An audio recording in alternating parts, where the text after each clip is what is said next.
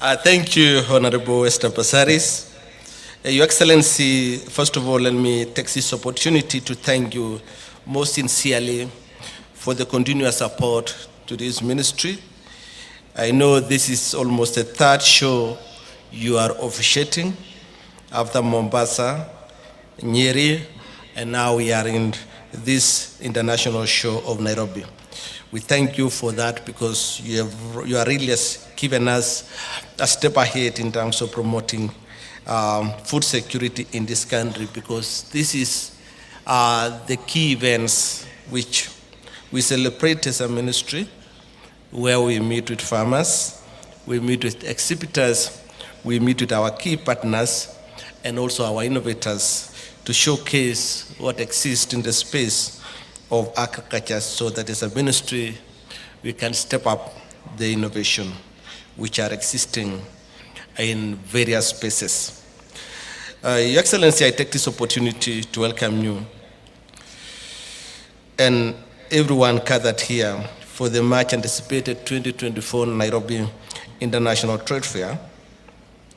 I would like to take this early opportunity to extend my heartfelt thanks to everyone who contributed to the preparation of this great event. Your Excellency, sir, the ASK shows and trade fairs are an important platform for innovation and also exchange of ideas for our farmers and also our business community. This ASK show, the theme of this show is focusing on promoting climate-smart agriculture and trade initiatives for sustainable economic growth. It is in line with the government commitments to promoting innovation and technology for the growth of the agriculture sector as stipulated in the Kenya Vision 2030. And as a ministry, we are committed to promoting innovation and technologies in agriculture and livestock development in line with the bottom-up economic transformation agenda, the so-called PERA.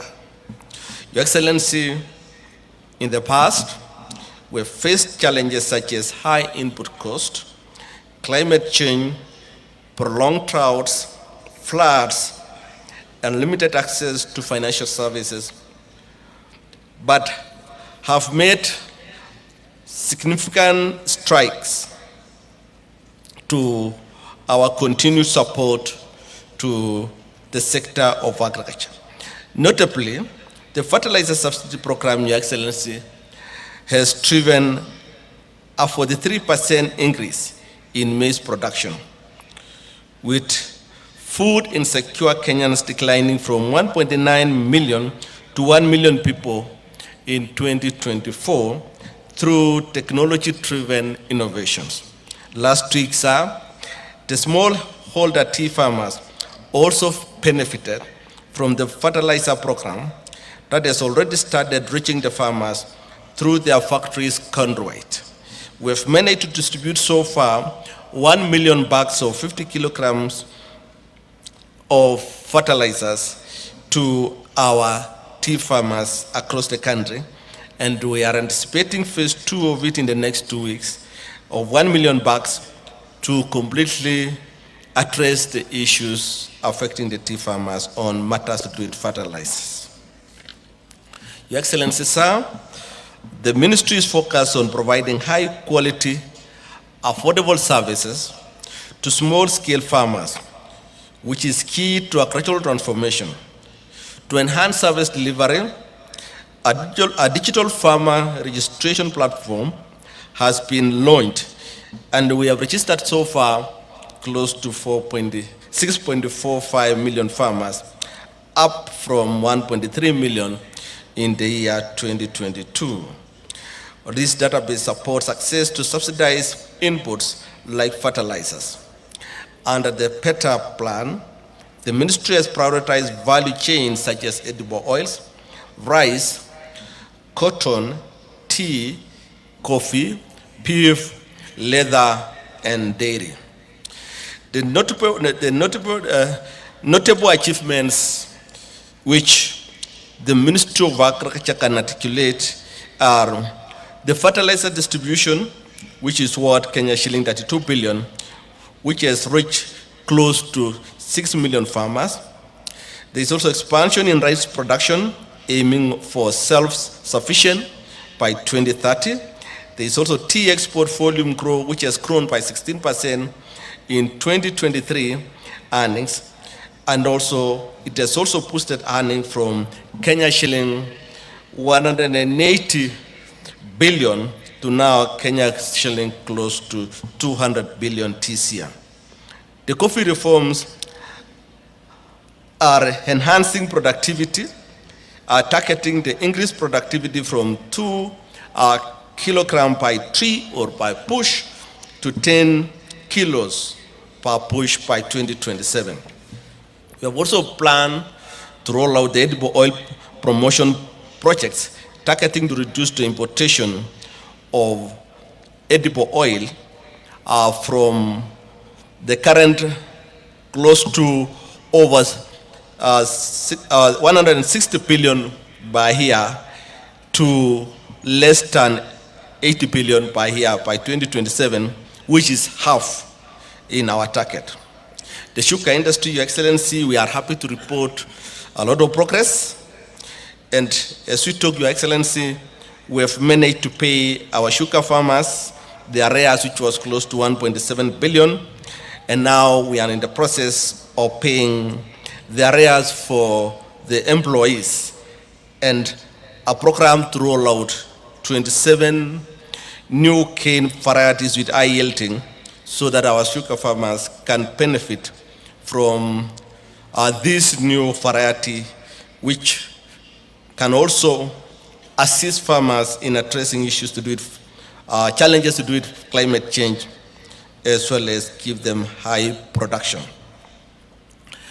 In the cotton industry, the cotton acreage has increased from the 8,500 acres, and this is with the support of the government, and we are aiming to produce close to 100,000 bales by 2027.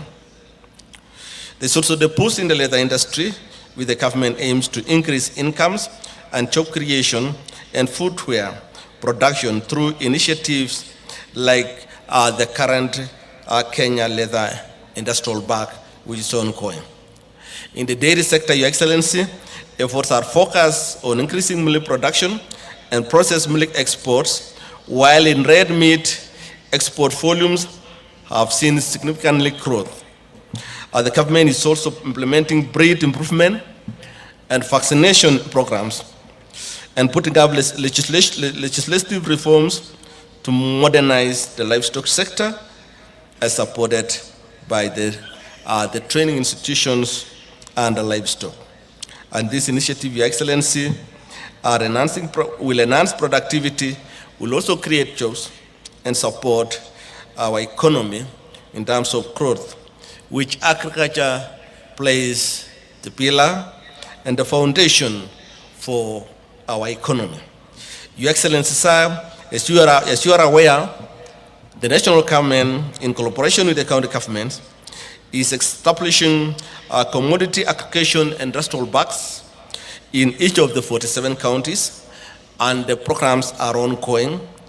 And we anticipate that by the year 2027, this industrial park will be ready, and the sector of agriculture will benefit a lot when it comes to collection of farmers' produce for purposes of storage, value addition, and also exports. These centers will provide a common user facility to all our farmers and also enable farmers to receive better prices for their goods, while also reducing the post-harvest losses. Your Excellency, as you may be aware, we have had challenges on post-harvest losses in this country, which has been standing at 30% over several years. But with the current rollout of programs like 100 trials, which we have distributed across the country to support the farmers producing cereal crops, an additional 235,000 small trials, we intend to reduce this percentage loss of post-harvest from 30% to 10% by the year 2027. The Ministry appreciates the government efforts to operationalize the National Food Reserve at the National Cereals and Produce Board, which aims to cushion the country against future food shortage and ensure affordable access to food for all Kenyans. As you are aware, Your Excellency, through the government intervention, we've managed to procure close to 700,000 bags of maize, and they are now stored in our National Cereals and Produce Board, and we are moving ahead to see how we can sell this maize to our millers so that we can get money to buy more maize from our farmers, because we are projecting a bumper harvest this year of close to 84 million bags of 90 kilogram of maize this year. So despite the favorable condition, the unfavorable conditions and unsustainable farming practices, we have managed as a ministry to roll out major programs targeting the small-scale farmers, the so-called Mamamboka, under the Kitchen Garden Initiative, which we believe that if this program succeeds, it will address the food security challenges at our household, now allowing the national government to deal with our food for exports. Your Excellency, the increased availability of staple food has led to lower maize prices, which as we talk now, it has reduced the cost of maize flour.